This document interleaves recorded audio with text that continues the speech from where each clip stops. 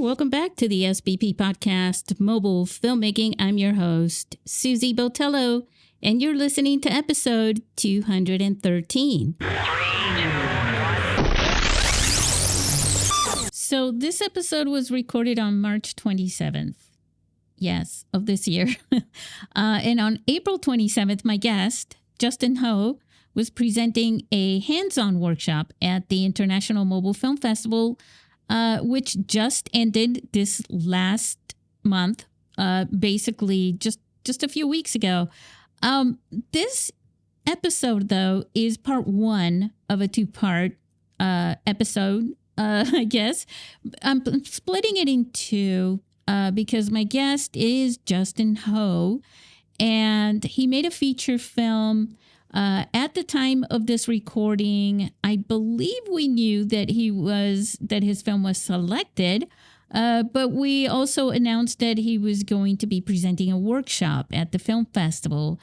And this episode is so immensely filled with so much that I thought, well, you know what, instead of making it one very long episode, we should break it up into two parts so that you can think about the first one for about a week before you get the next one. So next week we'll publish the second part of this. But I'm really excited about sharing Justin Ho's views and perspectives, insights, tips, tricks, and just a lot, because his film Broken Pieces that was featured at the film festival along with another feature-length film. Justin's presence at the film festival really was wonderful. He connected with all the filmmakers, and I'm going to share with you that I'm going to bring him back into the podcast, maybe more than once. But he has a full head of just very interesting insights into mobile filmmaking. And also, as a professional and an indie filmmaker, he brings a lot that I think will not only resonate, but inspire many of you. Wish you could have all met him in person. Who knows what the future brings and where it'll bring you, especially if you're making movies with smartphones.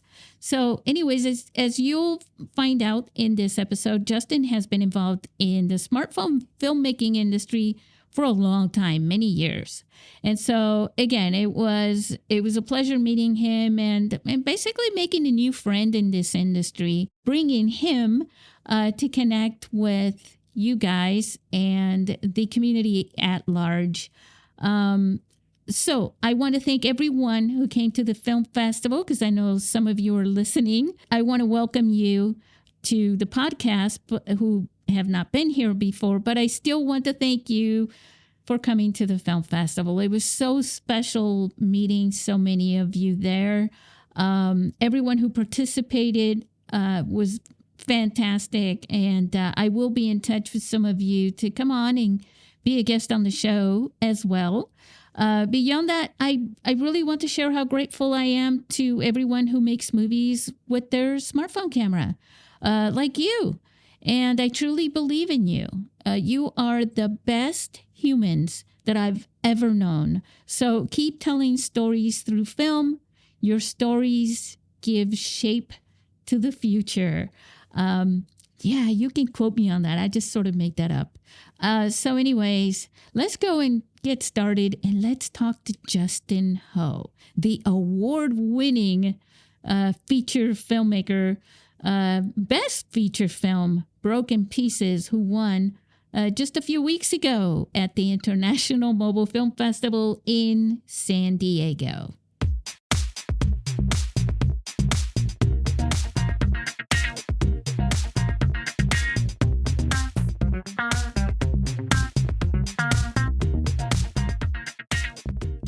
Hey, Justin Ho, you are in New York City. New Jersey, actually, but New Jersey. You know, it's funny, Justin. Everybody that I talk to who I think is from New York corrects me and tells me, no, I'm actually in New Jersey. Well, I mean, it's close enough. I mean, when I used to go on vacation with the parents, they'd always tell people we're from New York, and I would always question, why are you saying that? I think New York has just more of an appeal than New Jersey. So Aw. New Well, I York City, think, at least, yeah. yeah, it's all so close, right? Oh Um, yeah, yeah. I mean, I yeah, shot my film in New York, so right? Oh, close yeah, enough we got for to talk sure. about that. Hey, what do you think? Should we talk about your film? I don't know. I mean, I'm good to talk about anything, but I mean Yeah, me that too. works too. Like, Well, I hey, wish I could listeners, talk we're about that. definitely not going to talk about plumbing. I know nothing about plumbing, so no. Right. No, we're going to talk about this. And I just find that mobile filmmaking is on its way. I mean, it's beyond where it was 3 years ago, even 2 years ago. And watching your film, what I want to discuss. Everybody, Justin Ho is one of the feature filmmakers at the International Mobile Film Festival, meaning that no, he doesn't make films for us, but he did submit a feature film for the 2025 14th edition of the film festival in San Diego, which is now we're recording this on March 27th for the record. We're not sure exactly when we will be publishing this. Yeah, So, yeah. Justin, your film is called Broken Pieces. Yes, that's the title. And it really lives up to it. I am going to say that basically it's Hollywood storytelling with the iPhone, basically. And Oh it's wow. unbelievable you did this because this feature film that won last year was shot by an Iranian woman who came to the festival. Mm-hmm. She shot the entire film. Well, she directed it, but the entire thing was shot at once, one take. Yeah, yeah. I was looking that up actually, and I was looking up last year's, so I saw. I didn't see the Yeah. film, but that sounds awesome because that's something that would be super. I mean, it's not simple to do oneers, but with a phone, it makes it simpler. Yeah, and they were recreating, the different time periods within the same location. Oh, that's awesome. And this whole setup of changing, like, say, the living room set to look like a past scene of a party happening and things like that. That was taking place at the same time they were filming a scene in the kitchen, and this was next door. It's crazy. Oh, and the insane. quietness, there were a group of people inside this space, and they had upstairs and downstairs, a kitchen, a living room. I mean, it's just nuts. But that's crazy. It's incredible. And now we've selected your film to screen at the festival and compete in the feature film competition. And the reason why I brought that film up is because every year it's just one right after the other. It's almost like we look at the film industry, right, Justin, and it's like, well, it's over 100 years old now, but say 100 years old from zero to where we are today, and we're looking at mobile filmmaking from let's go back even before I launched the film festival. Let's say it was 2007 or 2008, when people were starting maybe to play around with pixels right. on the camera, and to today. I mean, we are almost equal, almost parallel. And it really depends on people like you to bring it up, because I think the technology is there. Oh yeah, I mean the iPhones now, it's insane. I mean, I wish that I'd waited a year for the iPhone 15, but Well, but I wasn't going to do that. Things have definitely gotten better and better, and it's exciting. yeah. I think it's exciting, at least. Let's talk a little bit about what your film is about, because I want to give a little bit of clarity to, I was going to say your friends, our listeners, your friends, our friends. Let's give them a little bit of clarity about what you actually stitched together in the editing room. What I stitched together. You put a story of All three, right. 4, 5 different Right, stories right. together, but you did it you did it in the way that Hollywood does it. Hollywood. Yeah. And this is how I'm saying this, because you have very good actors. You Oh, have thank you. Yeah, they're great great. cinematography. Thank you. And you had all the subtle messages in the structure of how you told the story. Right, right, And even in some of the imagery within the scenes. right. Yeah. Well, I mean, first it starts with the screenplay. Really, I mean that's where everything came together initially, Yeah. and the way I wrote that was I had several ideas. It's really funny. I mean, before I get into all of this entire film was actually supposed to be an experiment because I had another feature I was looking to shoot, and I was kind of worried we were going to have money to do that. So I was trying to figure out other ways of cutting the budget. And one of the ideas was to shoot on an iPhone. So I figured I'd write a short film and film that on an iPhone to experiment and test it out. And that short ended up becoming Broken Pieces Oh. because I had all these ideas of, I wanted to do another ensemble film. Mm-hmm. And I had films in my mind that I had shelved because I couldn't figure out how to, expand on it. And I decided to bring them all together and try to create new ones, try to weave all the narratives together. So once I had there's like 5 different stories technically. Mm-hmm. Once I had those 5 fleshed out, I did the whole thing where I printed up each scene individually and laid them all out on a table and rearranged them to try to find the best way of ordering them and the pacing. And, I wanted like this action scene to coincide with another one and all this and that. So the pacing worked that way. And once I had that down, then it was off to pre-production. I mean, that was pre-production, but the casting and all that stuff. And when it came to the editing, it was just following along when I had written. Obviously, some scenes got cut and some things got moved around a little bit, but it mostly remained the same. Mm-hmm. So yeah, I mean, that's how that structure came to be. So one of the things that I tell people sometimes, and when I say production value, right? Sometimes people go automatically like, no, you can't say, production value, and it's like, wait, hold on. There's a different kind of production value than what average people think about as production value, right? And that is like production value. Automatically, people are thinking, oh, it's like what it looks like, if it's sharp and all this stuff, if it sounds, And I'm like, no, production value is the substance of your story and how you're telling it. So in your case, you had a massive amount of locations and scenes in different, even if they were in the same location, in different spaces within the location that you didn't see before. Mm-hmm. And all these things, you have a lot of dialogue, which is fantastic as well. You have scenes of chase. You have a chase scene. Yeah. That's not easy to do. I want you to talk a little bit about that too. Yes. But I think the entire way that you stitched this together with all the multiple locations, and it's basically, I would summon this to this. It's like, that big, it looks like a space helmet, glass helmet shield filled with bubblegum balls.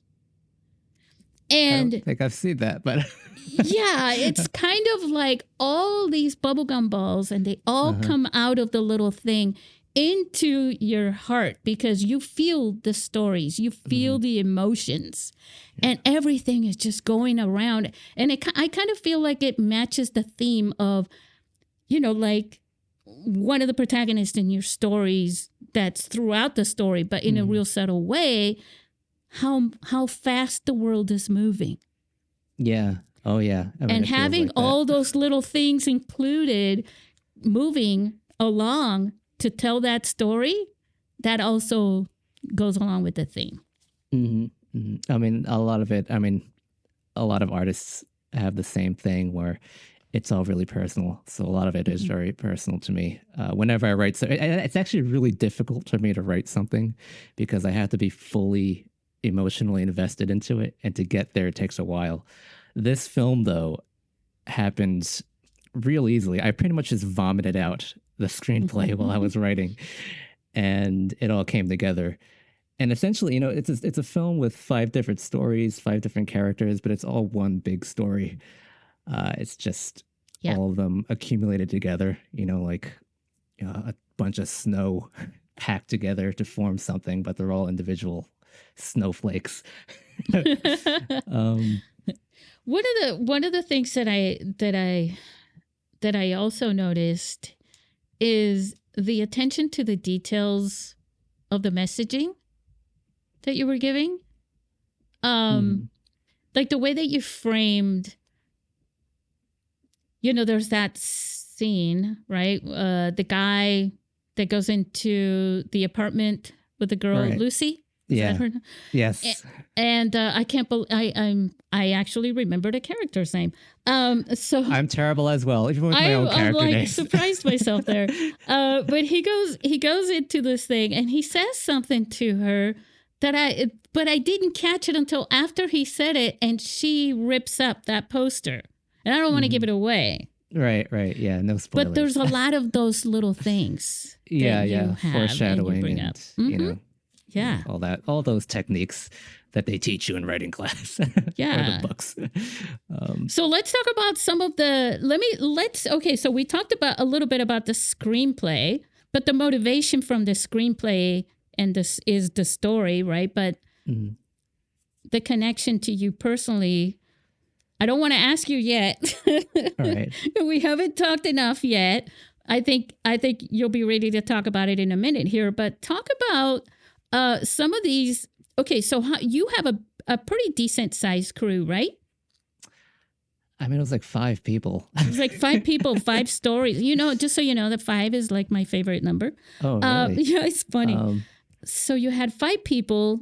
What were the main, like, did any of them switch? Like, say, your boom operator was at this time, he was also the AD, anything like that? Oh, yeah, that was the entire...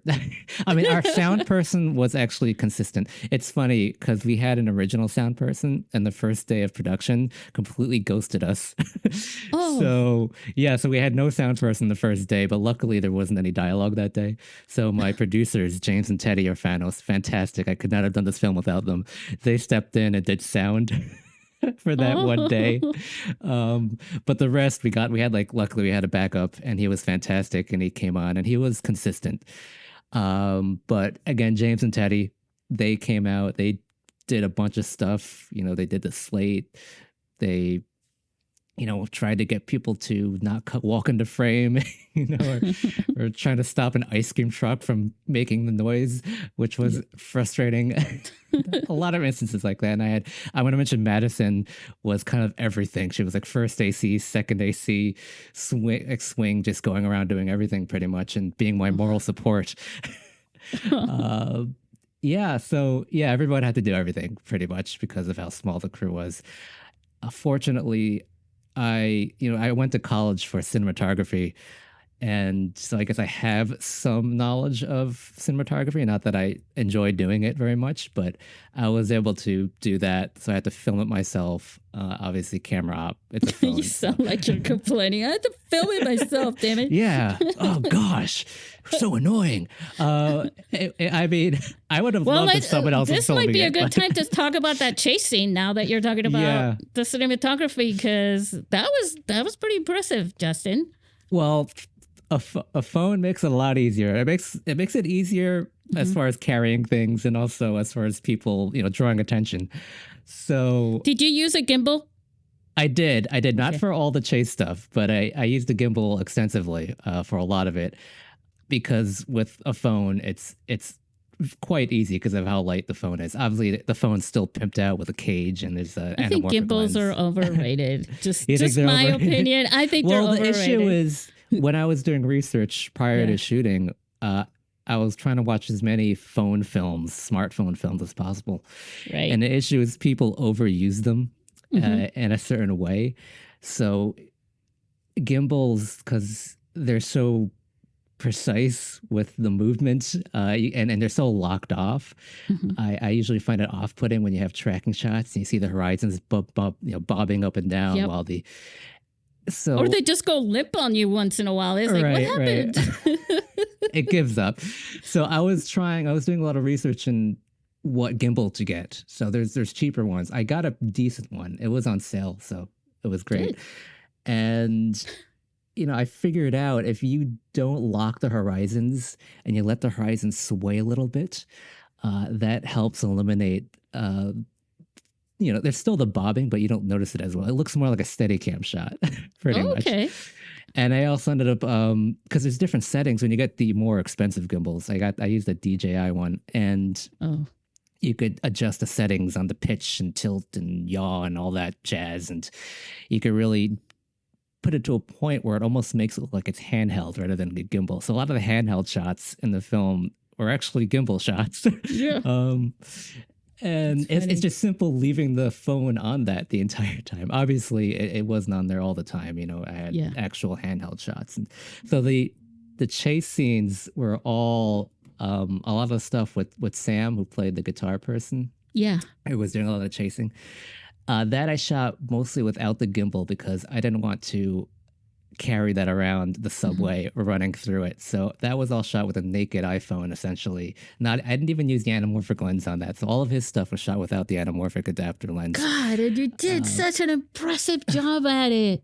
oh, thanks. I I mean, mean, it's I love watching movies other than smartphone movies, guys. smart movies. I do watch Sure. those too. And I just found the cinematography on that, which is also, where you cut it, right? Where you put it together. It was Mm-hmm. great. It was Oh, great. Because, thanks. like Jason Bourne movies are, a lot of people go, oh, it's like, Shaky it's all cam. chases. It's Right. all chasing, chase scenes. And they really are really hard to put together Yeah. in the editing room, especially Yeah. when you have different, because you have to have sometimes different angles, Yes. and so yeah, anyway, I just gotta tell you, I was mesmerized with that chase scene. And Oh, thanks. now, wow, so you just used it on your hand and you're running along with Yeah, pretty much. I mean, that was the easiest way to do it in the subway, to draw as little attention as we were still drawing attention, but Yeah, I'm it's sure. New York City. No one really cares. So It's true. we were able to get away with it, pretty much. But I didn't want to. Also, I just wanted the camera to be light. The phone to be light as little as possible when I was doing those running stuff. Um, less chances of breaking anything. Like bones. I yeah, both. I was concerned with the equipment, but yeah, but yeah. Well, that's the other thing too, though. Like, if you drop a camera, right, a Mhm. $20,000 camera, Yeah. that's a little different than dropping a phone and say, "Oh man, guys, you have an iPhone 14 Pro, right? Can I borrow that for this scene?" And then I'll go pick one up tomorrow as soon as Verizon opens Yeah. or whatever. Yeah. I was using my own phone, and John Amedro played the older character in the film. Yeah, His phone was a cam essentially. I pretty much we split the price on his phone to use for the film. So, very good. so yeah. Yeah, I know all kinds of stories of some of the things people have done, with things like that. Even buying phones and then returning them and things like that. And I'm Oh, like, right. guys, you don't even, you don't need to go that far. Yeah. If you watch some of the films that were shot with even older phones, they still hold up pretty well. Oh yeah. And I mean, it depends. Like Tangerine was the first full feature to be shot on an iPhone. That was iPhone yeah, 5, I believe. And 5S. it was the 5S. Yeah. And I mean, that was a big inspiration when I saw that. And that just worked so well for that film. The grittiness of it was spectacular, I thought. And Yeah. part of that was a lot of the reasoning behind how I was kind of pushing myself to do it for Broken Pieces. It was the grit, really, and all that helping with the the narrative and what was going on. It's really hard to somehow tell people like exactly what makes a film great and what doesn't. And sometimes really I just have to tell people, like when they ask me, well, what made this film not so great? You know, and sometimes that's harder to tell someone what made Yeah. that movie not so great, because it's like there just was something missing and you feel that and you don't know what it is. And sometimes, you know, like in your film, the pacing of your film is really, really interesting, because you were very mindful of that, it seems like. And forgive me if I'm noticing things you didn't even notice, but one of the things that I Yeah. noticed is that you have this, so it almost appears to take place in real time in a day, but for different people at the same time. But then it kind of sways away from that, where it's different times because people have a different concept of time and stress and things like that. I don't know if that was the reason, but then there's this time when you have the two characters at the dance parlor, right? Or whatever that's called, the dance school. Yeah. And they are talking about love, and everything shifts the pace, everything, and you feel it. And then after that, it becomes like different times, you know, of the day. Like all of a sudden it's nighttime, Yeah. but then it's daytime. So you realize, wait a minute, these people are experiencing their story sort of without our, because now, you know, something that happens to human beings, right, Justin? Time is different for each one depending on what we're feeling and what we're going through. Like time Right. stands still, you know, I but mean, not that's for an you. actual thing. Right, right? It's a real thing. It's physics. Yeah. Exactly. And then there comes that time when the second day hits and it's all real time again. And that was what I got out of it. Did I get that right? I mean, that's awesome. I mean, I didn't think about it in that. I was thinking about it mostly in a technical sense when I was writing the film and editing it, where it's like, Oh. how am I gonna change to the nighttime when some stuff is during the day still? Like, how's that gonna work out? So I was trying to find a way to transition that not seamlessly, but smoothly between all the narratives, because I knew they were all taking place at different times during the day, and we're kind of floating in and out of each story and catching them until we see like how this one connects with that one and all that, this and that. So I'm glad it worked. It worked for me, and the thing is, like at the first time that I watched the film, I didn't catch that. It just flowed. And then the second time, because there's a script supervisor in me, so Oh, nice. Yeah. so you know the whole continuity and everything. Yeah. And then but when that moment, the pacing kind of breaks a little bit, and it just, because everything is so fast in the beginning, right? You're setting everything up, and the tension is building with every story, and then all of a sudden you go, whew, and you kind of relax and you chill for a minute. Yeah. And then all of a sudden it's night, but then it's day and things like, but that was kind of like using an entire scene and a part of that story as a transition. Yeah. You did that very well. I maybe you did it subconsciously and didn't know it. Yeah. Thank you. Yeah, I think it was subconscious, but Yeah. but I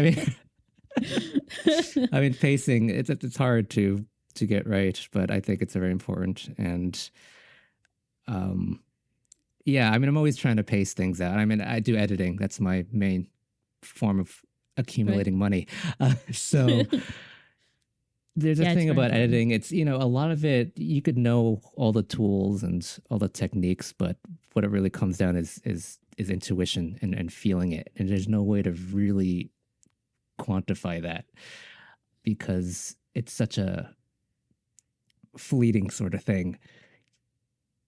It's more of a abstract than, you know, something concrete. And when it comes to art and stories and editing, that's what it's all about. You have to feel it.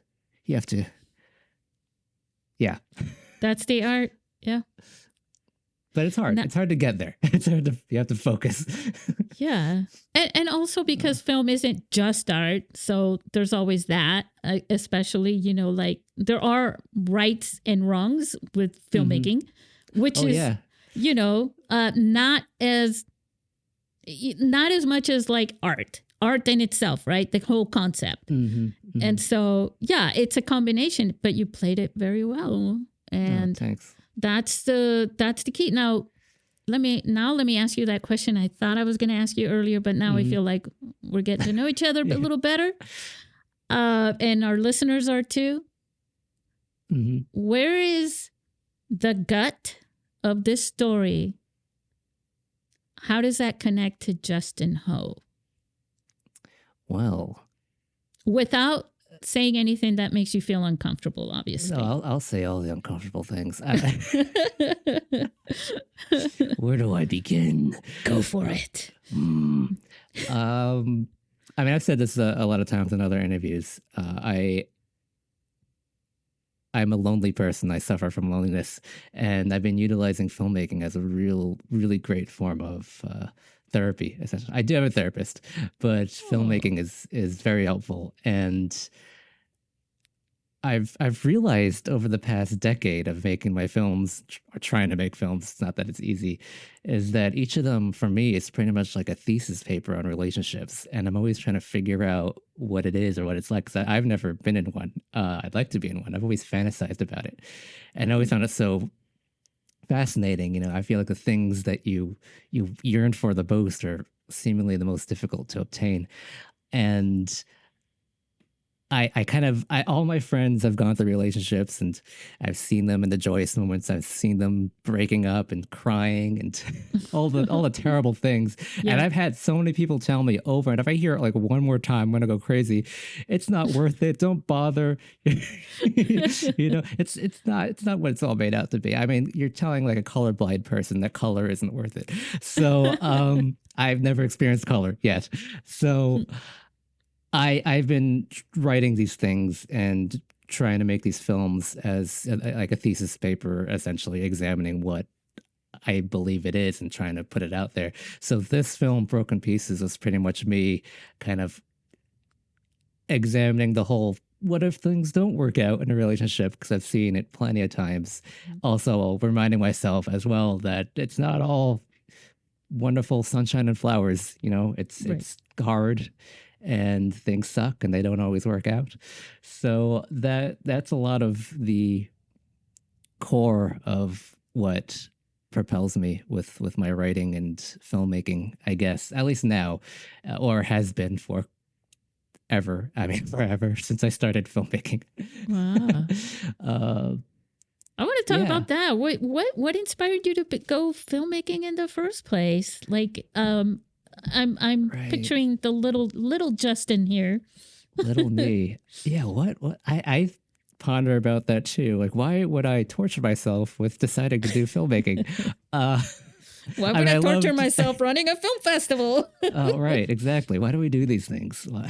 It's so I mean, I enjoyed watching movies when I was younger, but I think everyone has like their film that got them interested in filmmaking. It's usually some Tarantino film or Star Wars. So a friend of mine's a huge Star Wars fan. Star Wars was his thing. I believe for me it was Titanic, because I remember you couldn't go bigger. That was a almost religious experience for me when I saw it for the first time in the cinema. It was insane. I was completely sucked in, and it blew my mind. I was obsessed with the Titanic for years. I mean, I still am, but I used to draw pictures of it all the time. I was just curiously wondering how they pulled that off, and also my connection. So there was like a giant swimming pool in Mexico. And yes, I know now. You mean it wasn't real? You mean it? So I think that was I mean, it was always there, but that was pretty much. Did that just keep rolling around in your head and thinking, I want to do something like that? Like, it was mostly like, I think I just wanted to be those characters so much. I wanted to be Jack, and Yeah. it was the idea of if I can't be that in real life, I could write it, or I wasn't thinking about writing it at the time, but I could create it in some way. And it was like playing, when I was younger, I'd play games with my friends, these imaginary games where we're pretending we're fighting aliens, or we're pretending we're on the Titanic and trying to escape. Yeah. And it's all storytelling, but we're children, we're all storytellers, we're all trying to figure things out, we're all using our imaginations. And the idea of filmmaking evolved from that, where it was all, wow, I could film a game we're playing and present that to people. And I think the first time I ever shot a film, my first film ever, which is actually on YouTube, I wanted to experiment with this idea of, it's that classic filmmaking technique where you're recording something, you stop it, remove the object, and record again, and it looks like, when you play it back, it looks like the object disappeared magically. Oh, yes, So yes. that was the first thing I ever did. The first That's the film. first thing I ever did with my camera too, There but we not. go. It wasn't a phone. It was a big old VHS camera. Yeah. Oh yes, I had a.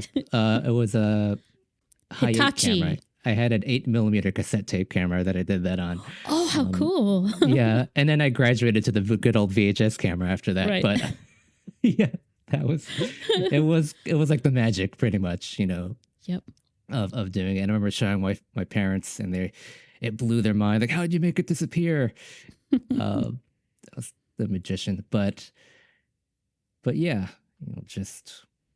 It is storytelling. You were talking about, the kids, what we do as kids. Mhm. It's completely storytelling. We're making movies. We just, or we're performing plays. We used to do Yeah. that when I was a kid too. After dinner, when our parents' friends would come over and all us kids would make a play for them. Yeah, yeah. While they're having Yep. their coffee, Yep. We did the same thing, but it was movies. Yeah. The parents how cool. would be downstairs having dinner, and we'd be upstairs shooting this really terrible film. No editing, everything done in how camera, awesome. and then we'd show it to them at the end of the night. Yeah, see now. Yeah, that's exactly. So we have some things in common here. That's funny. Yeah. So, all right. So now let's talk about something else. Let's talk about, which is all related. Mhm. I can only imagine how creative you had to get with that shot list. Oh, a shot list. Yes. Let's talk Right. about that, because that must have taken some deep concentration. Yeah. So I'm trying to think if I did a shot. I think I did write a shot list. I have no idea how you pulled it off with that one, but if you did, that's impressive too. I believe I did just to have it, because it was during pre-production, and I think there was some time and I was stressing, so I just wrote the shot list. But I did not follow the shot list at all. Like it was like a mental exercise to make sure that you were kind of on track with things. Yeah, or? yeah, it was one of those, just to Okay. at least try to stay organized, to go through the motions, essentially, like a formality. You have to have Right. your shot list. You have to, do all that. So, but while filming, it was such a rush. There was no time, and since I was shooting it myself as well, I didn't Mhm. need to look at the shot list. I did storyboard the chase scene, the first chase scene, when the I had a guitar feeling gets- you yeah. did. That I did storyboard. I used this 3D storyboarder program to do it. Cool. It's free. It's called Storyboarder. And Like that shot of the feet. oh, right, yes. Yeah. I'm trying to think of which feet shot. Yeah. That was really good. Oh, thanks. That was shot listed and storyboard. So I mean, I had obviously I memorized some of it, so Yeah. I wasn't whipping it out while we were shooting, because there was no time. But it was there in the back of my mind, and obviously things had to change, when we're on the location. So there's a lot of these oneers I had to do for the sake of practicality, rather than trying to be a gimmick, because it was just we're in this space, we don't have a permit, so it's trying to figure out ways to get it done in one shot as quickly and seamlessly as possible. So a lot of those were done, for that practical purpose. So you were really experimenting, sort of, right? You Yes. said? Oh, yeah, it was all experimenting. Yes. But so, okay, but you had a cast. Yes. You had, I mean, the wardrobe was also pretty good. Oh, that's great. Yeah, Yeah. Allie did the wardrobe. She was fantastic. She was Yes. so passionate about it. It was she'd get angry when we forgot some continuity thing. It was great. I Oh, would 100% work with her again. yes. She also designed the poster. So Oh, yeah. very, very cool. Yeah, one of the things when I was a script supervisor, the wardrobe department was always, and the property master and all that stuff was always, like, hey, did Mhm. you take pictures of this? Yeah, yeah. Did he have his shirt Yeah. untucked So yeah, yesterday for the yeah. scene? We Yeah. had this whole I don't know if you noticed, but the character Anna, I don't know if I want to spoil it much, but she's the one that was running around looking for the other character the entire time. Yes. So in the beginning of the film, she has a jacket zippered all the way up, and throughout the course of the film, it slowly gets unzippered, and the shirt underneath is red. And by the end, like the red shirt is fully exposed, kind of like The broken heart. yeah. She's So bleeding. yeah, that was like a big continuity thing that our Yeah. costume person Allison kept an eye on and was super strict with, which was fantastic. That's so awesome. Yeah, I mean, there's with cinematography, it's like I remember in my cinematography class, the teacher said, okay, look, you don't have to show. We know that somebody walked down the stairs to get Yeah, to their car on that tall exactly. building. You don't need to show the person going down the stairs, going through the parking lot, and I all mean, that yeah. stuff, I mean, unless unless, there's a yeah. reason. Right, or unless, I don't know, you're like a But that Tarkovsky film or also, something. it's isn't that the funny thing? Because we watch so many movies that if they're showing somebody walking into a bathroom, Yeah. something's going to happen. There's something happening here. Yeah, yeah. There better be something happening there. Right? I Otherwise, don't know. no one ever uses the bathroom. I mean, I don't, I've seen plenty of films where things shouldn't be there. Or Yeah. that's what I was saying before, like the one take gimmicks. You know, some of them are brilliantly well done and justifiable, but it's become very simple now to do it because things are getting smaller. Yeah. But I've seen so many oneers that just feel so gimmicky and unnecessary. Yes. But I'm just really grumpy now. Maybe I'm just jaded, but I still appreciate them. I love oneers. But I mean, again, that film that was at your festival last year, that sounds Yes. awesome. I want to see that somehow. I don't know where, but I'd like to see that. That sounds great. Yeah, I unfortunately because of it's from Iran and all that stuff. It's a little bit hard to just put it online, but Yeah. I would love to be able to share it with everyone because I think, and I know that the people that were there watching the film were just completely mesmerized. She became a celebrity. Yeah. Well, if you're doing something Right like that, and you're away. like changing, sets and while you're doing the oneer. I mean, Yeah. Could you imagine? But there's a movie that just came out on Netflix that I already watched. I binged on it. It was 4 episodes all shot like that. Each episode was done at I the know. same. My Yeah. mom told me about it. They watched it. I didn't watch it. I'm so Yeah. behind in this stuff. Well, I can't watch all the movies, especially this time of year, but I do need a break sometimes. And I'm Yeah. glad I did. It really worked well for that story too. Mm-hmm. And I will tell you to just grab a pillow or something for the last episode because it's grinding inside of you. It's Well, it's if like I get just- around to it. Yeah. Well, see, I don't. Yeah, But it's for hard to whoever's listening, if you're watching that, just beware of the last one. That's all I'm gonna say. It was very tough to finish that last one, but I'm it glad I sounds did. Very intriguing. Very. Um, Hey, that's it for this episode of the SBB podcast. Listen, you can get episode 214 next week. That will be part 2. Thanks for listening.